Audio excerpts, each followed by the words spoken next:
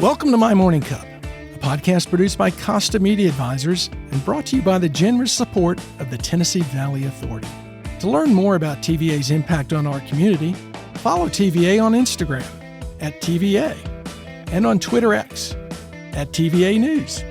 My Morning Cup, where we have interesting conversations with genuine people. I'm Mike Costa, your host.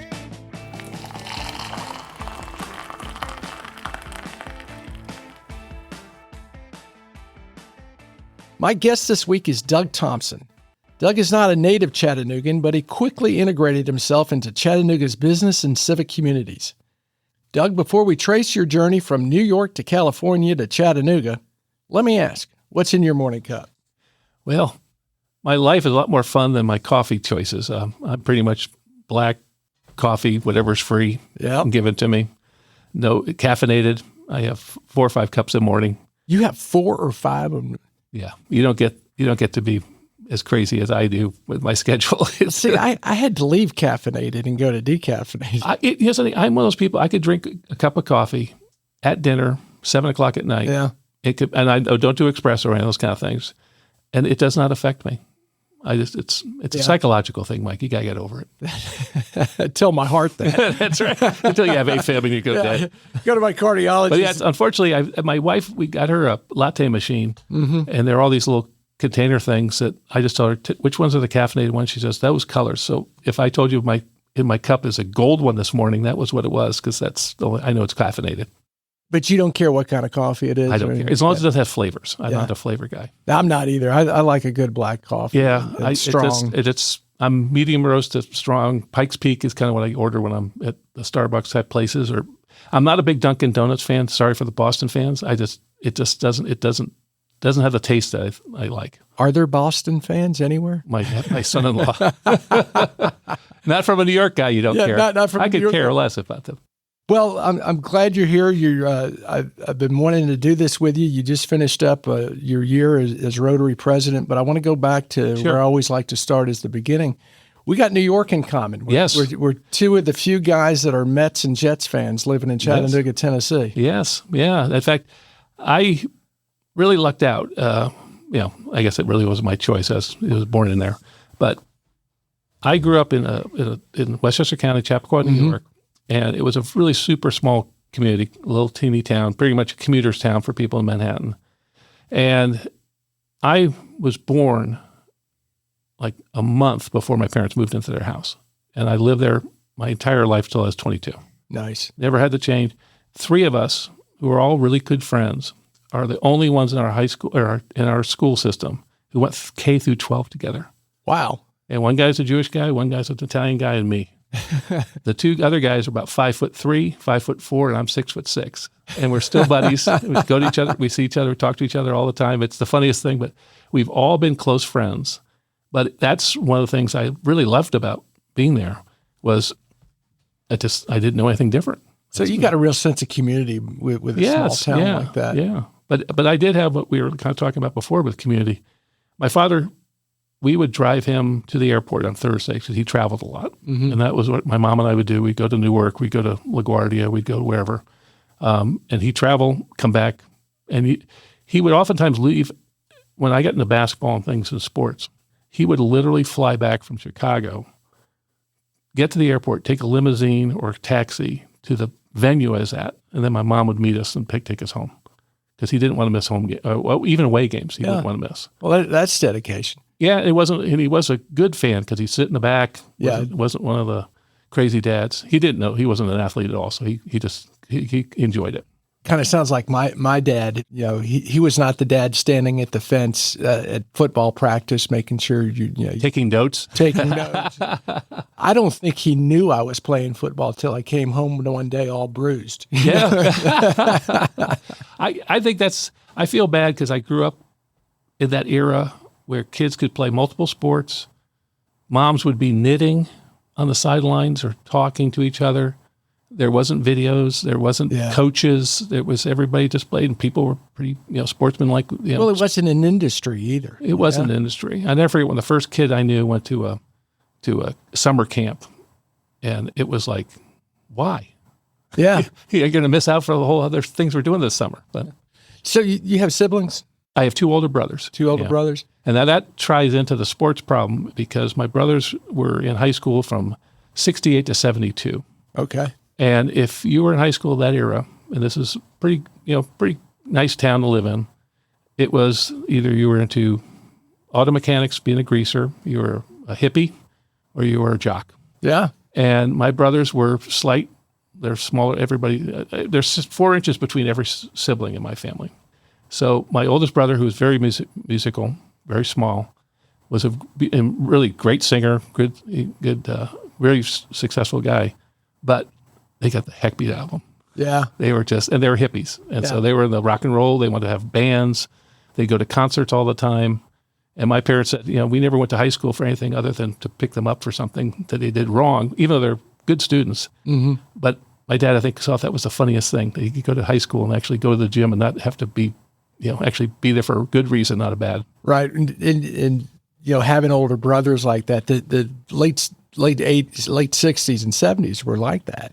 We used to call that the 240 Club because the 240 is when school was out, and the 240 Club was everyone that was nothing but leaving campus. I was so naive too. I was a kid. I stayed, we had a split level house. My brothers were just like, Ozzy Osbourne just died. Mm-hmm. They were into Black Sabbath and all this stuff. And I'm like this little kid who goes to Sunday school. I got sports pictures on my wall. I'm reading Sports Illustrated, except when the swimsuit issue shows up and my dad takes it from us. And so I'm just thinking, and they got long hair and they're angry and I had no clue. Yeah. I had no clue. What's the age difference? Actually, it's almost 7 years and 8 years between us. Yeah. So that's a pretty good chunk. Especially when you're in high school, because I've been like a kid in like fifth grade and they're just doing crazy stuff. Yeah. And they're leaving the house at 18, 19, 20, and you're what, 10, 12, 13. And my so brother, my dad traveled. My mom's sitting there telling my father on the phone, payphone. This is the funniest story. So he got his learner's permit. He took my dad's Chrysler with another friend to the peace rallies in Washington with a learner's permit. My dad flies from wherever he's at, Philadelphia, goes to D.C. They're in the mall. He goes to some police officer. Of course, you got to realize this is like, the cops look like Andy Grip. They're like, and he goes, "I'm looking for a long-haired kid with jeans on." And the guy goes, "Look, take your effing choice." And I remember thinking, and here's my mom just trying to, hold this together. And my brothers are just rebellious. And that's, the books on our shelves were like, Revolution for the hell of it, and all this kind of crazy stuff. And I'm thinking, how the hell did I grow up the way I did? Because I'm so much different. Well, and it's you're the third. I'm the third of three boys. Yeah, I'm the third of four boys. Actually, fourth of 7 kids, but third of 4 boys. And that advantage is you learn. Oh yeah, you observe and you learn from their mistakes and the things they're doing, and you kind of get smarter, for lack of better. And you also know how to cover. Yeah. You can see that your oldest brother gets the hardest because he's the one who came out first. Yeah. And he's the one who always gets all the experiments. The parents are reading all the Dr. Spock books. They're trying to figure out how to bring this kid up without having him turn suicidal or crazy. And then the middle brother, of course, my brother was a very good student, mm-hmm. but he kind of, he'll have to hear this at some point, so I'll probably have to be careful. Middle kids have a great ability to kind of keep. They're kind of like Switzerland. They kind of keep mm-hmm. everybody on task, but they get away with absolute friggin' murder. Yeah. But of course, the babies, like I did, like you may have been, they couldn't. As long as I was doing good things, I was untouchable. See, it was pretty easy. See, I was the middle. Yeah. So you have to know how to play, because you can play both sides. Oh yeah. You are Switzerland, and then you take advantage of that. Oh yeah, and you never get as bad.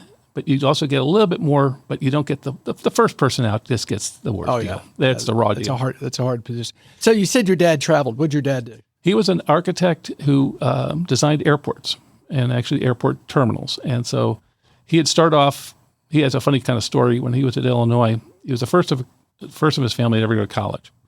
Goes to Illinois, and of course, Illinois is pretty big time with trains and things mm-hmm. like that. So almost everybody in the transportation architectural group was going to leave and go into the train business. He and 3 others said, "No, I think this air travel is going to take off." no pun intended. And at the time, DC-9s were flying, so they'd be stopping in Chicago, stopping everywhere. 4 years into it, he gets a job, he gets out of his school, goes to New York, gets a job with American Airlines. American Airlines goes, we got this thing with Boeing that's going to come out with a jet, but we don't have we can't get people up and down these ramps. We had to come up with some solution. So his group was the one that came up with the terminals that actually have the ramps go out to and came out with the kind of the hubs and the wheels. Yeah. So that was his kind of thing. So that mobile gate So when you actually remember, if you remember in the day, you used to go to a terminal, and everybody would sit like you do in a bus station in one room, and they could call you out, Cleveland, you're next. And you go out to a gate and you walk outside, put your umbrella up, go up on a staircase and get on the plane. His thing was, no, we have this whole terminal now. You can go to your gates and extend out to the building, and so it actually revolutionized the value of terminal, because he had all this retail space, but also the convenience for the passengers. Wow. So then he took that, said, hey, I'm a 29-year-old guy. I've got 3 kids. I'm going to start my own consulting business, because that was when people would do that. And so he did that. He probably was involved in over 100-something airports. Wow. So he's got his mark pretty much all across the country. Yeah. And he started a lot of, basically it was interesting. I was talking to April at the local airport. I said, it was his business that started the idea that managers or airport managers should actually meet with the industry in a council and just try to talk about what's going on, because there's so many things that are intertwined that a lot of them just, they just hire someone, they do it. They didn't have any of that kind of coordination. So it's kind of fun. So he's traveling a bunch, and you're growing up. Yes. Not an only child, but you're younger than your brothers. I pretty much was. Yeah. But you're into sports, right? I'm from an era of Monday Night Football that I got to see the first half, never the second half. It was on too late. I think it probably, I think when you think of peer groups, I just liked being physical and active. I would shoot baskets all the time. We played wiffle ball in one of the neighborhoods. We had neighborhoods that the houses were probably 100 feet apart, and you'd have to travel kind of, up and down this. Nothing was that close. It wasn't like we were in blocks, but everybody had their sport, and I lived right next to a tennis and swim club that we could walk to. So I was just doing something all the time. And I was lucky because I had friends who wanted to do it with me, because I didn't want to do solo sports as much as I did team sports. Yeah. What was your favorite? I didn't have one. Yeah. I went with the seasons. If the Knicks were playing, I was shooting baskets. If it was, the U.S. Open for tennis, I actually ball boyed that when I was a kid. I played tennis. I'm not a swimmer. I try to, but I'm not particularly good. When you're like 125 pounds and 6 foot, it looks like you're like a wet noodle out there. But I loved football. Wanted to be Joe Namath, and didn't everyone? I know. Well, of course, it's not hard when you're a young boy. And the first thing they do is show him with Anne Margaret, who your dad thinks is the greatest looking woman in the world, and he says it on TV. And there's this guy with a mustache and all these things. You're like, oh, okay, whatever. Every kid's buying white shoes because he had white shoes or white cleats. Willie White shoes. And it's amazing to me, because I learned how to throw football pretty good. Mm-hmm. And I'm thinking, okay, I could do this. I could throw a 20-yard out and do this kind of thing. And I practice throwing through a tube and throwing things. I go to I think 7th or 8th grade, and I play with a guy who was a Navy guy. And he's like, okay, we're going to do the wishbone. And I'm like, okay, I got killed. I was getting killed. And I kind of thought, this sport's really not for me. And then I thought in high school, I said, oh, maybe we'll have a West Coast offense or something, which wasn't even existent then. They wanted to run the ball. So I thought, something, I probably will have my falls off. And so some English guy who was a friend of mine who I played tennis with, his son and I played doubles together, turned around and says, laddie, you could be a keeper. And I go, okay, what's that mean? What's a keeper? Yeah. And he goes, goalie. Okay. So, of course, I'm using an Irish accent for a guy who's English, but whatever. So he turns around, puts me at a goal, and it was the easiest thing I've ever done. And you know what? That's fairly unusual, because you and I were about the same age. Oh, it was. And soccer was not big when we were in high school. It was. We had a powerful football program at our high school, a really powerful soccer program, and like perennial. We had a lot of guys. It's sort of funny. We had an area that had a lot of people who were skiers. Don't ask me why. really good skiers, like 3 guys who were Olympic skiers. So they're smaller guys, but they were super fast. And for some reason, our coaches figured out these aren't good football players, but the soccer team was great. And so I literally my freshman year, got put on the varsity, and I'd literally been playing for 6 months. Scariest thing in my friggin' life. My parents are out of town. I get called up from the JV. Literally, I have no idea what I'm doing. And the coach goes, okay, you'll need to buy a cup. And I go, okay. Now, this is not my morning cup. I don't know what a cup is. I have no idea what he's talking about. I'm wearing underwear. I don't. And so I literally have to go to some, they didn't have sporting goods stores back then. I had to go to some men's place. And my poor, staying with my neighbor, she had to take me down to this place. And the guy goes like, what size? I'm like, oh, God, can you just kill me here? Just kill me. But needless to say, so I ended up I didn't play a lot my freshman year, but basically played for 3 years. But I just loved it. I just loved it. So you went into that basically blind. I mean, you'd never played totally soccer blind. before, but you had the physique for it. You were tall, goalkeeper. It was a real simple thing. Don't let them score. That was simple. And I was so much taller and bigger than everybody else. And also, I was fairly fast. I could run a sub 11 second 100. So I was kind of a freak, and that's why I always thought football, I could be a receiver. Then again, I'm so skinny. I was just going to get killed. And we didn't throw the ball. I joked. One of my friends said, we could have used you on the football team, man, because everybody it was typical high school at that time. And I said, except I wouldn't get the throw to. I couldn't throw. I couldn't do it. I mean, I'd be sitting around. Yeah, you want to play. Yeah. So in kind of changing your focus to soccer, what did that teach you once you realized you were pretty good at it? Being tall in basketball, you always feel like you have an advantage. Yeah. And one of the big things that came up in soccer was I had to learn how to use my height as an advantage. I had no clue.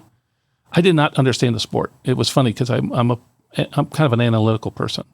And so I looked at it and I said, something? I can actually play this sport successfully because I'm going to do 2 things. I'm not going to be just the last line of defense. I'm going to be the first side of offense because I could punt. I could punt the ball really far. I used to be able to hit a soccer ball 75 yards. But the problem is I did it like a white guy. I did it straight on, right? So think about the trajectory because I got hang time. Well, you're out there trying to hit a ball. The last thing you want to see is a ball coming down at you at the size, at the angles I was hitting it at. But the coach and I talked about it. He goes, man, you could really punt the ball because that's pretty much what we did. We didn't throw, we didn't toss it to anybody. We didn't roll it to anybody because everything was about possession and everything. So I said, okay, how about this? How about you get your 2 fastest guys? I get the ball. Everybody stops and looks at me. I punt it. It will bounce twice and will be on the goal box on the other side. That's an opportunity. And the coach is like, I like it. It's like a fast break. It's like a fast break because I used to be a big fan of Wes Unseld, who played for the Bullets. He would grab a ball above his head, never bring it down, and just boom, right off to the bat to the wing. So I thought we could do that. It's a transitional game. Make it happen faster.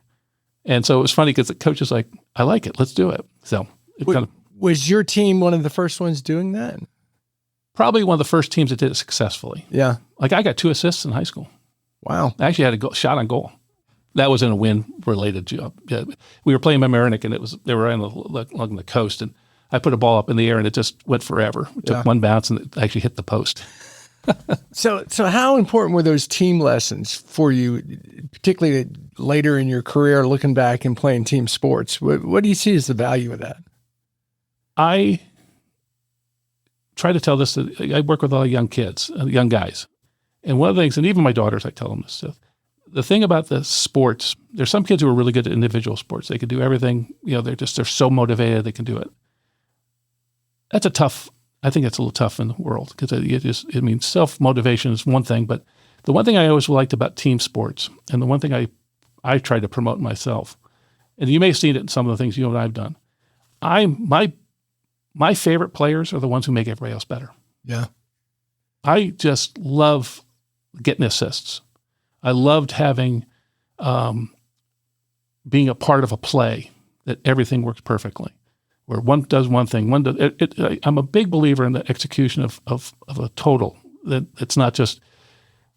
There was a time in some games or some some years you'll have one player who's just so much better than everybody else, and everybody just feeds them. I don't like that. And at some of the kids I watch and play basketball locally, it's fun to watch the teams play because I think it's so important because everybody has their role.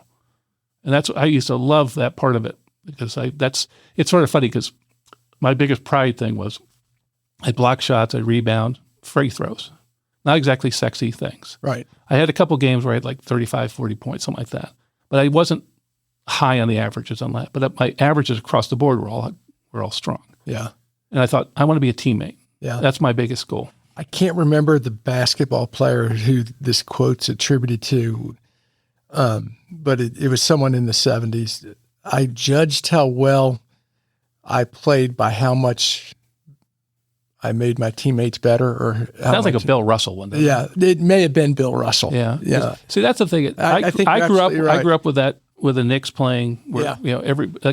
I actually do this to some of the kids I watch play basketball locally. I said, okay, you're playing a team in the sectional final.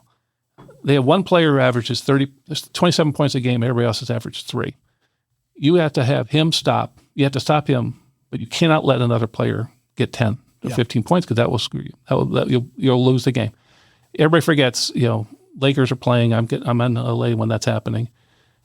They win the championships because of Robert Horry, because he's averaging 8, he averages 15. Yep. That's all it comes down to, because everybody else does their averages. Someone has to be above average.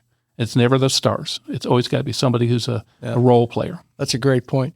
And I know sports is a big part of the formation of who you are, and I want to get to. You think? I just discerned that now. Yeah, that's right. But where did soccer take you? So this was all it's sort of funny. We talk about sports now when you think of all the coaching and all the summer leagues and all the things. I was lucky enough to be, given a lot of awards and things like that. I had a choice because I actually was a pretty good basketball player and had a lot of opportunities to go to smaller schools, and actually had a decision to make. Now, it wasn't that hard a decision because I wasn't that smart, and so because I was like a C plus B minus student. Yeah, nothing wrong with that. And well, it was hard when you're from a family that, my brother went to MIT and my other was at Stanford. So and my parents were both college educated. So I was kind of a slacker, but I had to choose. I was pre-dyslexia. Nobody knew what it meant because I was like, he seems a lot smarter than he's acting. But needless to say, I decided that, and I made a bad decision. I just said, I'm going to go to the best soccer program I can go to. And at that time, it was a Division III school that had been the runner-up national champion to the national champions. And I said, they are really strong schools called SUNY Cortland. Okay. It was the State University of Cortland. And was super happy to go. Really good team. Got heavily recruited by them. And even though it's a Division III, there's no money involved. It's a state school, so it wasn't that big a deal. But it was a big change for me because it was like everybody was good. Yeah. And they were like really wanted to get to the next level. And we played Division I schools all the time. And that time, the Northeast, New York, Connecticut, were just dominating in soccer. The national champion was a small school in Oneonta, New York, called Hartwick College, who had all basically, and this was before you could really kind of break the rules. They had like the English, I think they had the Manchester United's like B team come over. We had kids from Canada, Mexico, Germany, England. Wow. We were. I had to learn like 3 different languages just because people wanted the ball, and it was fantastic. I couldn't believe how good it was. And then the level of that's when I first punted the ball. The guy coach blows the whistle, tells me, "What was that? Why'd you lose possession?" I'm like, "I don't trust these fullbacks. I'm not going to roll it to him." He goes, "They're all Americans. Yeah, roll it to them." So my whole perception of soccer changed because it's funny. Played at a real high level in college. Played a little bit of, kind of got thought about maybe leaving the United States and going to England because a couple of the guys were like, that's what you do, kind of like what hockey players do. And it was my dad. He sat down and said, he goes, "Doug, this is just 1 year of your life. You guys did really well. You're not that happy." And I really wasn't that happy because you're playing in the Northeast in November, December. Yeah. It's 11 degrees. You're standing out there. Your hands are freaking cold. It's 9 o'clock at night. You got another 6-hour drive back from whatever game you're at. And you were in upstate New York. Upstate New York. Yeah. And you're playing Syracuse. We played in the Carrier Dome before it became they put the seats in. They forgot to put the padding down below the AstroTurf. If you're a keeper, that's real fun. Yeah, but you play these outdoor areas in cold weather, and you'd have these long trips. And the other thing I think it's probably a good thing that happened early in my life is I realized none of these guys were motivated to do anything different than what they were doing. Mm-hmm. And I realized I had a lot more desires than just stop a soccer ball. So what did you do? I took it off. I said, basically, I told the coach, I'm not coming back. Mm-hmm. I decided I was going to get my grades up and try to transfer to something. I wanted to play Division I. I did really want to play Division I. So I sat down, kind of came up with a plan, went to work for the local sporting goods store to kind of keep my money rolling in, and took a lot of classes. And the funny thing is I took a class at Pace University, which is a local school kind of outside New York City, but it was close to where I lived. And I took a ton of remedial, like English 101 mm-hmm. classes. And I started to read a lot. And I never liked reading. I pretty much never really did any of the assignments in high school. Yeah. I hate to say it. I understand that too. I found it was funny because my best friend, one of the guys he went to Princeton, and he and I were talking about it. He goes, "Man, you seem like you really could understand this stuff." I said, "Yeah, I just never get around to it. There's something else I could do." But needless to say, I actually called up one of my old old teachers in high school and said, "Okay, you had a reading list in junior year. I need it. I need to read this stuff." Yeah. So I went from Pace University, did this. Then I went to Stanford when my brother was in graduate school. So how did you get from New York to Stanford other than a bus? No, a car. But a long ride. I literally walked. I talked my way in to Stanford's summer school because they didn't really want me. But I said, my brother's out here. Stanford doesn't want anyone except. It was summer school, so it wasn't like. But I took an English class. It was called English it was basically for their foreign students. Mm-hmm. It was a 5-unit class. It had logic, grammar. I mean, it was such an intense class. And I never forget, one of the comments made was you had to read something and write down 10 words you didn't know. And at the end of the semester, or the end of the summer, they would test you on it. I'd never worked that hard in my life. Yeah. And I didn't have anything distracting me. So my brother's in graduate school, I'm doing this thing. And in the meanwhile, I'm applying to schools. And this is the old fashioned way, you don't email, you have to send mailers and things. So I get this, and I happen to, back in New York, I should jump to WAM. I had written this kind of I had a psychology course, and I had written a term paper. And the guy said, "This is the worst term paper I've ever read." And I said, "Wow, man, I thought it was really good." He goes, "No, it's fantastic, but it wasn't the assignment. What I'd done is I'd fictionalized the assignment into a story." Mm-hmm. And he goes, "You need to talk to this other guy who was kind of the theater guy." And so basically he said, "Doug, you could be a screenwriter." I said, "What?"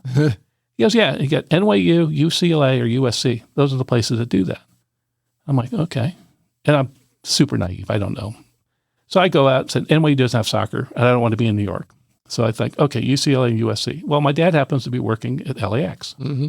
And he goes, "I know a guy." Yeah, everybody knows a guy. I know a guy. And he's a civil engineer who works on the LAX. So I call this guy up or somehow get involved and see him.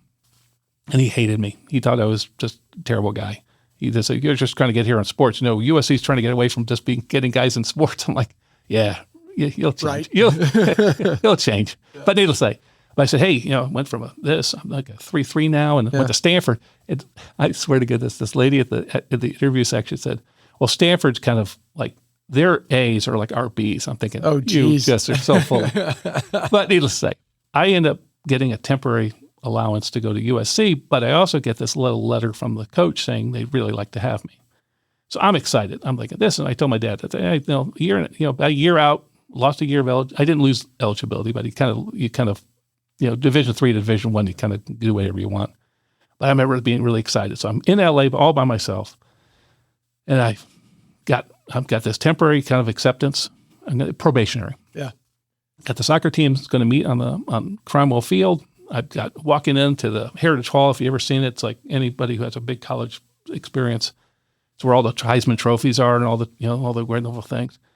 So I go out there and I'm meeting these guys and we're talking and it's about 15 minutes before it's supposed to start and maybe half an hour before it gets delayed. I'm like, what the hell's going on? Where's the coach? Athletic director comes out and he says, "Guys need to come over here. Your coach has had to go back to Iran." Oh, wow. Because this is 1981. the Iranian crisis has happened in 79 and the hostages and all this other stuff. But it's basically still brewing. And I had a little experience with this in high school. We had some people who were having, because they'd be working at IBM or something, they suddenly had these problems with their families being incarcerated or arrested and jailed. So I guess that's what happened. Wow. And it's just at the same time Title IX is happening. And USC is under a lot of the guidance of this. So they're like, hey, guys, we're going to make this a club team. Oh. And I remember thinking, this is like a double whammy salami. Man, I just thought this was the worst. So I walk out, and I joke to people, when I did this, I had a calling card. I went to a payphone and called my parents and said, you'll never guess what's happened. I'm all the way out here, 3,000 miles away. I'm in the middle of LA. I'm in the middle of a field. I'm in my soccer stuff. And they don't have a team. It's not Division I. And I pretty much got 6 months here to figure out what I'm going to do. And you're what, 19, 20? I was like 19. Yeah. Yeah. And the thing is funny, I was just talking to this other young lady I was with the other day who's a global scholar. And I said, she had never been outside her hometown and went to England this last summer. I said, best thing I ever did is my friend and I went to England when we were 18 during our summer. And he left early because he got homesick. And I had to stay in Norway and England by myself for 2 weeks. Yeah. That was, and this is before you had cell phones and people could track you. I mean, it was different. You're checking in with your parents once a week, maybe. And leaving voice, they had an answering machine. Yeah, yeah. But needless to say, like I felt very comfortable. I was staying in a really crappy hotel or apartment building. But I said, I got to make this happen, and this is time to be academic here. So and of course they assigned me classes. I worked really hard and I did really well. But the funny thing is I'm walking on campus maybe a month into this, and I had never had an afternoon off. I'd never done anything between 1 and 5 o'clock. I'd always been doing some sport. Mm-hmm. So suddenly I'm walking around thinking, no wonder everybody else is, fat, dumb, and happy, because I'm like, I've always been sweating or running or doing something, and I just had this whole bunch of free time. And I realized it'd be a bad habit to get into bad habits. So I went to the library, would just focus in on doing all my work. And I had to work a lot harder than most because retention was not easy for me. But I end up one day, there's a beautiful, if you've seen it, The Graduate, their big scene is in front of Doheny Library, which is at USC. It's a beautiful library. Right outside there is the main square where the Trojan is and all that kind of stuff. They had a sports, club sports and all that kind of stuff would be pushing for people to join. So the rowing boat's out there. And when I was looking at schools, Cornell was one of the schools I looked at. They thought I was a rower. And I remember not knowing what the heck they're talking about. And they're talking about rowing. So I came in there, saw this coach, and the coach goes, oh my gosh, you really like to join this. I'm like, whatever. Maybe I'll think about it. So fast forward, I start thinking about sports again. So I go into the athletic department, go into the basketball coach, thinking, okay, I play Division III basketball. I mean, USC's in Pac-10. Yeah. It's Pac-10 then.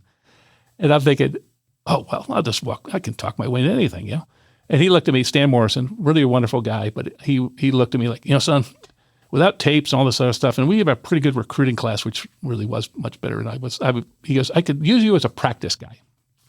I kind of thought to myself, do I want to be that guy?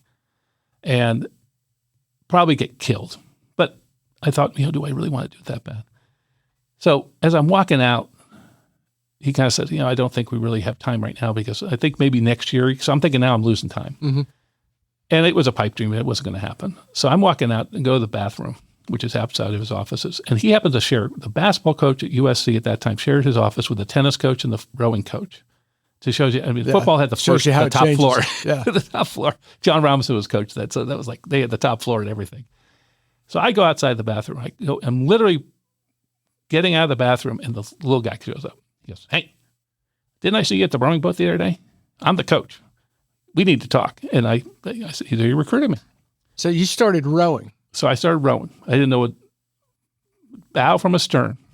And just to kind of, because I want to get you to Chattanooga eventually. It's a long row. Yeah, that's a long row.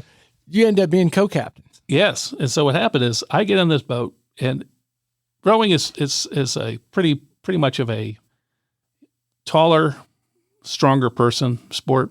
A lot more legs than people think. Everybody gets caught up in thinking you have to have big almost all legs. It's all legs. Yeah. It's 75% legs. And so your best goal is to have people all the same size, preferably tall, with really good legs. So basketball players, volleyball players, people like that, bikers, really good in the rowing business. A lot of people get into it from the male side thinking it's arm strength and shoulder strength, and it's not. So needless to say. So I picked up on it pretty quick, and it's a pretty repetitive sport. So you kind of, if you're kind of if you can visualize and learn things pretty quickly, it's a pretty easy sport to pick up on. But it's you got 8 people in a boat doing something excruciatingly hard, and timing is a hard thing. And you got the rhythm of the boat, you got the ocean, it's crazy stuff. You got a lot of things to think about. But I ended up starting out in a novice boat, moving up to the JV boat, and getting into the varsity boat my second year, and then ended up being co-captain my senior year. And being co-captain was important because you're co-captain. Yeah, and my co-captain was a guy from Newport Beach, and we had a pretty decent budget, but we liked to travel a little bit more, and the coach was really good at raising money. But he said, okay, whoever's my co-captain or captains, they have to go to all these little Trojan clubs throughout Southern California and pitch the program's needs for money. So I did that. I had to do that. And the easiest one was I went down to Newport Beach and was standing up there. And of course, everybody, you're a big, tall guy. I still have a lot of hair, and I was really tan. And so you see this kid there, he looks like the typical California kid. And they go, like, he's from New York. I'm like, holy crap. And so I'm sitting there talking, and my co-captain introduces me to his dad. And this guy turns out to be my biggest fan. And I'm like, okay. And his name is Ben Harris. And so Ben goes around and goes, I'm doing some apartment buildings and stuff like that. I think you'd be great at this stuff. But my brother really needs somebody. And I go, okay, cool. So where's your brother? He goes, he's over here in Costa Mesa. I'll make you an appointment. So I end up seeing him. I didn't realize he was identical twin. So I show up in this meeting, and I'm thinking, hey, Ben. He goes, I'm Bill. I'm like, how? And so literally met him, went to work for him. What was the business? He was a developer. He also owned a precast fireplace business, a wall business. They were really into construction stuff. Yeah. And their dad had been a part of this. He owned a block company in Long Beach, and they expanded it as young boys and young men, and then got into the apartment business because that was expanding. This is like the 60s in California. So this is where you learned development. This is where I learned development. And I used to, it's sort of funny because being a son of an architect and hearing over dinner tables about going to city council meetings and planning meetings and things like that, it kind of made sense to me. Yeah. And I think that something I found out that I'm really, I actually kind of fast forward, if you think about what I've been talking about, I really thought I'd be a coach. I thought that's what I'd be because I could see things happen. I could kind of put things together. This turned out to be fantastic because suddenly you have a lot of the moving parts to a development.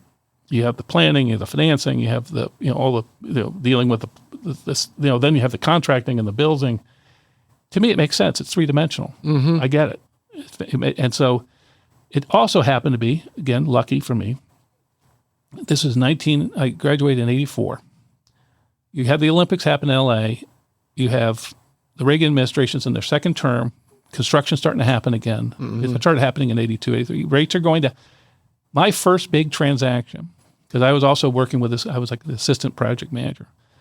We get a FHA loan on a new construction, and we were at 9.9%. And we were so happy. Yeah, that's a low rate. The developer friend that I just went to work for lost a huge tract of land because he was at prime plus 7. He paid 21% or something like that, crazy number on some land, which makes no money. It's like, and he was a very successful guy that he owned part of a USL football team and everything else. But you just saw what you can make. I also have a great lesson. It's really great to learn lessons from other people's mistakes. That's the best way to learn. Oh my goodness. I have seen so many people, like we were talking about something else before we started this. I've seen so many people think, we can expand, we can do this. And it's like you always have to have that rainy day attitude. Yeah. You have to have something in the background. You have to have something. You've got to be able to sleep at night. Yeah, boy, that's huge. How long did you work for them? I worked for Bill directly for about 10 years. And I actually had to fire myself. That's interesting. Yeah, because we had basically had built about 1,200 units of apartments. And this was the first recession I ever went to. So this was in the early 90s.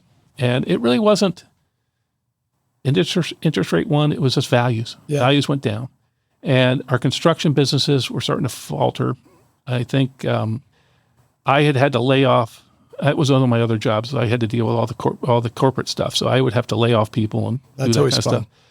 Worst day of my life, going into a plant, a bunch of guys who were working hourly and with all these paychecks and and basically the rule of thumb was show up after the banks close so they don't take all your checks and hammer the bank, and bring beer. Bring beer. So I bring all this beer up there, and these guys drank the beer. And I remember thinking, for me, I was so devastated. They were all like, yeah, we were figuring it was going to happen. Yeah. And that's the one thing I always have taken away from that is, people know when things are going south. Absolutely. And they'd rather be shot straight. Yes. And then I realized also, Bill's passed away, but he did not like confrontation. Yeah. And so he thought, this is it. And I go, something, we've done all these buildings, we've done all this stuff, we've closed all these plants, we've gotten everything down to pretty much of a nut that's acceptable. What the hell am I going to do? Yeah. And he goes, that's what I was going to ask you. I said, I tell you what, I'm going to start a financial company because that's the thing I think is recession proof. Because I don't like those building. I thought to myself, being a project manager or something, I said, those construction goes up and down too fast every 4, 5, 6 years. So I said, I learned how to do financing pretty good. I'm going to try that. So he goes, okay. He goes, I'll guarantee you can do any of my projects, which turned out to be the biggest benefit because I've done their work for 30 years now. There you go. So that's how I did it. So you started financing the projects, and how long were you doing that in California? Because I need to get you to Chattanooga and find out. So yes. This was an easy transition. So I literally did that for 20 plus years. And while there was a guy, and I got, over the time, was pretty successful. And I was an agent. I was basically a correspondent for a company, and then they got bought by Wells Fargo. So Wells Fargo and I have an agreement that I can kind of do West United States. And they don't touch me. They don't touch it. I don't use their advertising. They just get money from me, and I make the money. So we have a pretty good group working out of Virginia. And this guy has 11 of us throughout the country, and we're killing it. We're doing really well. And one of the guys in the Southeast gets ill, and they say, something. And I have a brother-in-law who we all went to school together. Our wives are sisters. He's a doctor here. And so we've been coming here for Christmas and baptisms and stuff for 30 years. So you had a bit of a connection. I mean, he lived on Lookout. Yeah. I've been to the aquarium a million times, Rock City, all that kind of stuff. And so we were very familiar with it. And something happened, which was called the worst tax day in the world, that California decided to do a retro. It's called the Facebook tax, where they actually said, we're going to raise the personal income tax to all these different levels, the highest level being 13.2%. And I had deferred a whole bunch of income during 2006, 7, 8. And I just got killed. And I remember my wife finally, who was a native Californian, having to admit, maybe I'm going to go to see my sister and look at some land or do something because we got it. This is terrible. Yeah. This is horrifying. And the thing I think I was holding on to is my kids wanted, one of my daughters was still like a junior in college, junior in high school. And I thought, okay, she goes to a school in California. It's going to be kind of keeping us here. But she went to Georgetown. So I said, bingo, I'm done. It's direct flight. So what year did you move here? 2013. So you move here, you kind of know the town when you've got a brother-in-law here. But how'd you integrate yourself so quickly into the community?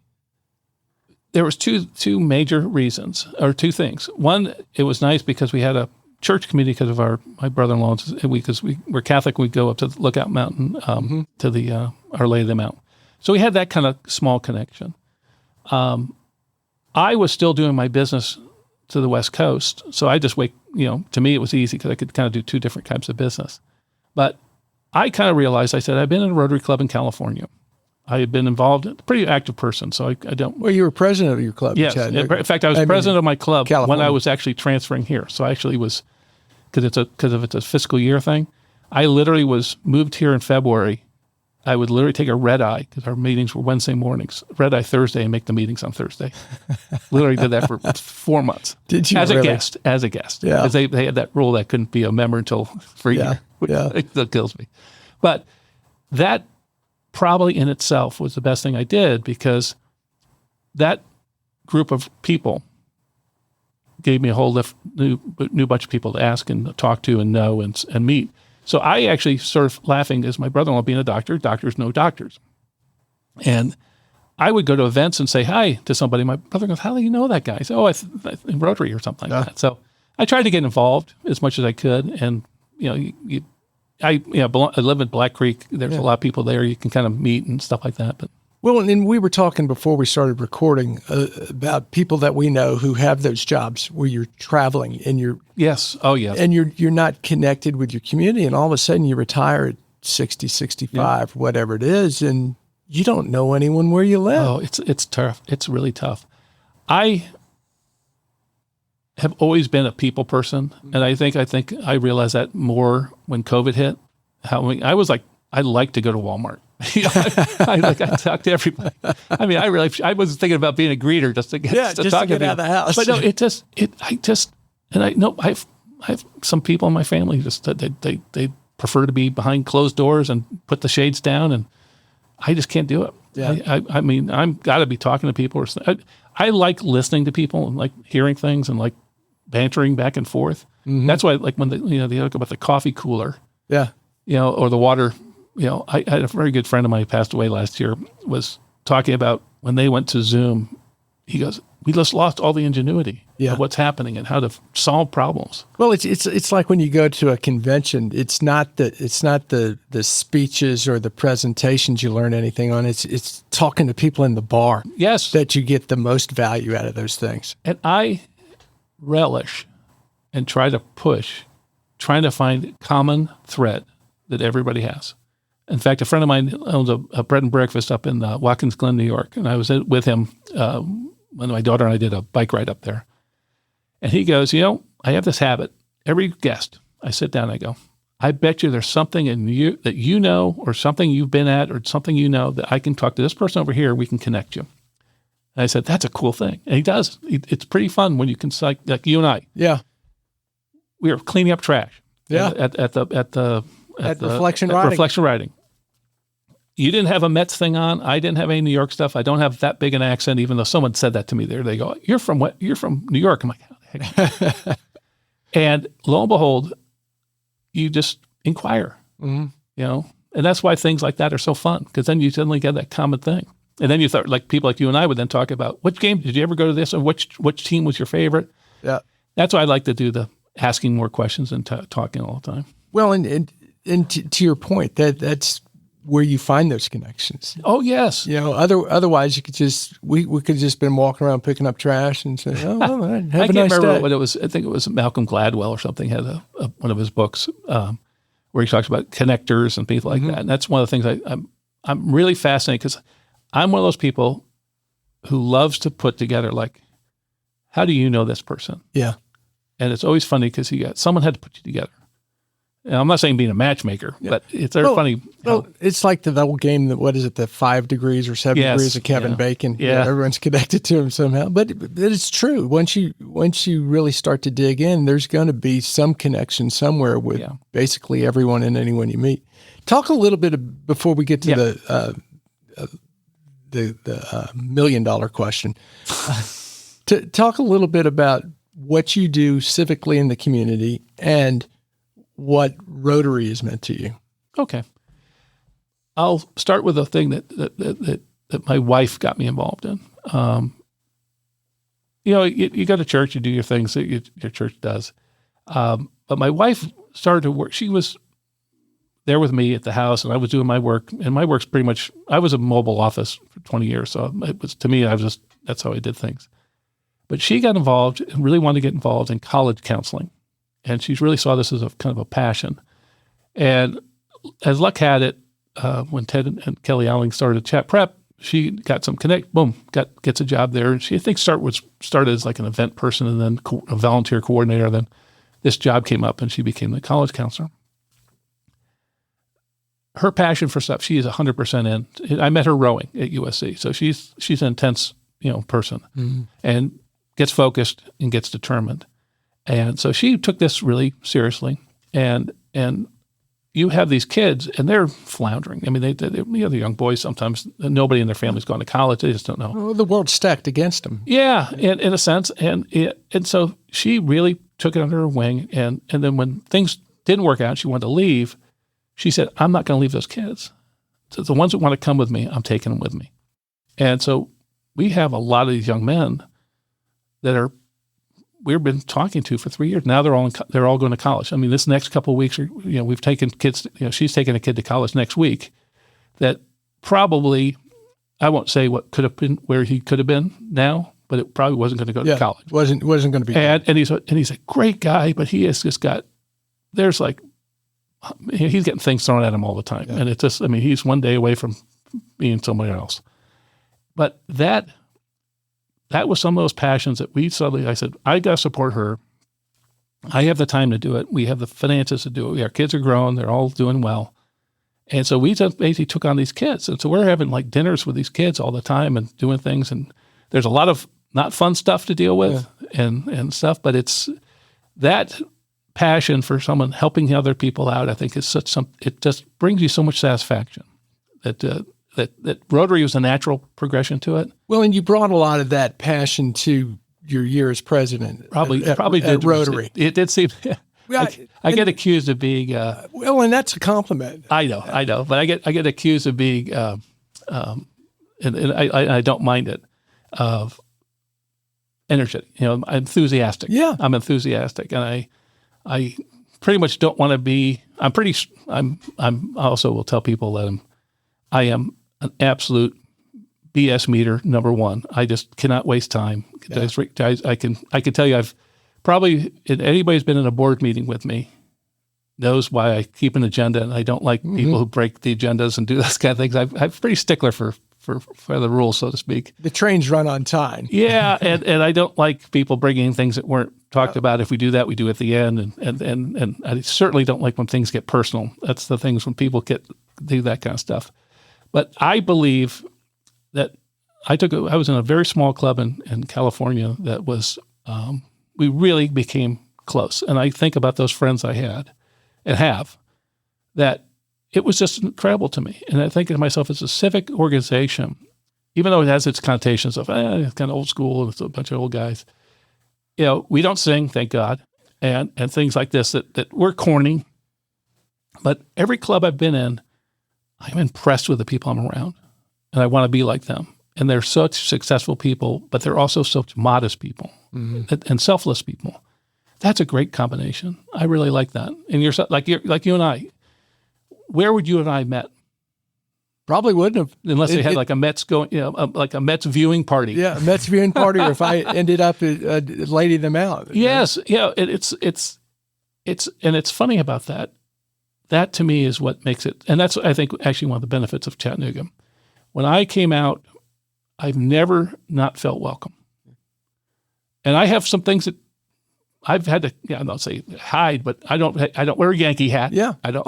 It's certain things that just aren't. And it's funny because some of the friends of mine I look at who I've known for 25 years, they keep on introducing me.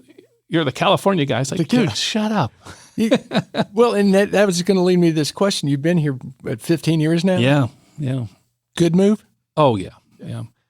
I go back, it's sort of funny, is my friends still, I think I was reading about this someplace. I was reading a book recently, and they were talking about this part of rural Pennsylvania, Ohio, where the majority of people who graduate high school, get married, live within 10, 15 miles of their home. And my high school was the first high school years when people started to travel a little bit more. Because people used to go to schools close to home. And so I didn't have that. So I was lucky. And then USC to me I was one of only one kid from my town who ever went to USC. And now 15 kids apply every year. So that whole thing has changed. Good for aviation. But I just found myself so happy to be here. And I also think, and I hope Chattanooga doesn't change this, there's something about the high level of religiosity, the people going to church, people not being not being political, people being friendly, being people, waving to everybody, not beeping at everybody, not trying to tell you what and how you have to think. Because every place I've gone has done that. I can't stand being in New York anymore. Yeah. And, California, I've truly left California because you'd vote for something and then it'd be overturned because they didn't want to be a part of it. And it's like, what the heck is going on here? Yeah. And it even became adversarial in your neighborhoods. Yeah. I put up a campaign sign, and a guy used to come and play with my dog. His son, he told me, the kid didn't come by anymore. I'm like, what's going on? He goes, I don't want my son to affiliate with a person like you. Wow. And I heard it on Nextdoor, which I hate that app, right? So I'm like, oh my gosh, what is wrong with these people? Yeah, we got to get back to talking to each other and finding common ground. Well, that's what we're talking about here. You find a common thread. Yeah, find the common ground. Yeah. So before I get to my last question, Doug, I want to remind our listeners who makes all this possible, and that's thank you to the Tennessee Valley Authority for sponsoring My Morning Cup. Follow TVA on social media to learn more about its multifaceted mission of service, and visit TVA.com/do-good-here to explore exciting career opportunities with TVA. All right, last question. Sure. What would you tell your 25-year-old self is important for a happy life? Get married. Have kids. Don't put off things because you can't afford them. I tell this to everybody all the time. There's so many people trying to plan things. Yeah. You can't plan things. You got to just be the plan. You have to have the confidence that it's going to happen. If it doesn't happen, you got someone with you. They're not going to leave you alone in doing it. But I read a statistic the other day that just absolutely drove me crazy. There are more dogs in San Francisco than children.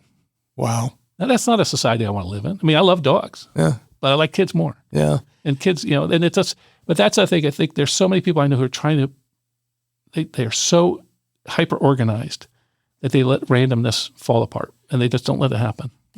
That's an important point, because I was very guilty of, and my wife and I talk about this a lot, that we'll do this when. Yes. Yeah, when all the stars line up. Yeah.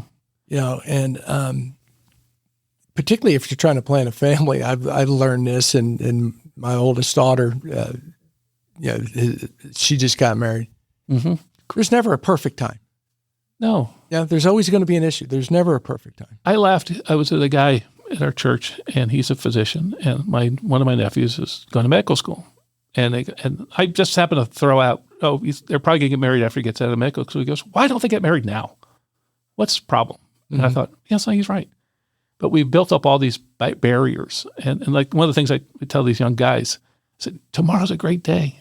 Yeah. He goes, but you got to plan it a little bit. Let's say I'm a little bit false on this one, because I do plan things. Yeah. I am I think if you kind of noticed the way I ran Rotary, I'm extremely good at trying to, or for me, I don't like to have surprises. I like to eliminate as many of them I can, but that's not the way to live life. But planning things doesn't mean you don't do things. It's just you're preparing for all the different circumstances that can come. And I do think that's what you just mentioned. I can't stand, and I think I could give an example of, like, you're at a dinner party, and once I retire, I'm going to do this. Yeah. No, do it now. Yeah. Why not now? Yeah. What's wrong? If you want a sports car, you want to, do that, get it now. I mean, just this whole idea that things are based on time frames doesn't make any sense to me. Well, and so many people have planned things out and are going to do it when get hit by a bus. Yes. Or cancer or something crazy. Something like that. And I don't want to end on a cancer note, but no. I do want to end on the note that go ahead and take the risk. Oh, yeah. Yeah. If you see it as a risk, take the risk. I would even say, like, my kids are in that age where they're like, they keep on saying, it was, and this is, my wife does this great thing. They always go, well, it was so much different when you were a kid. Yeah. And I told them, I said, hey, I walked out of a hospital with my first kid with a $40,000 bill. Our household income was $36,000. Yeah. You don't think I had a bullet in my head? They wouldn't let me leave the hospital until I paid that bill, because we had a high-risk baby. And I said, don't tell me life's that tough. I said, this was tough. I mean, this is tough. I've gone through 5 recessions. I've had to fire thousands, hundreds of people. Life's always going to be tough. It's tough. It's a tough. Put a bandage on it, get back out there. But it's rewarding. It is. It's like, hey, it's better than an alternative. Absolutely. I'm so glad we got this chance. I am too. To Mike. talk. It's really more. good. It's really nice of you to do this. Yeah, and I've enjoyed getting to know you over the years and consider you a friend. So thank you. You're a good man. You're a good man. I enjoy you too.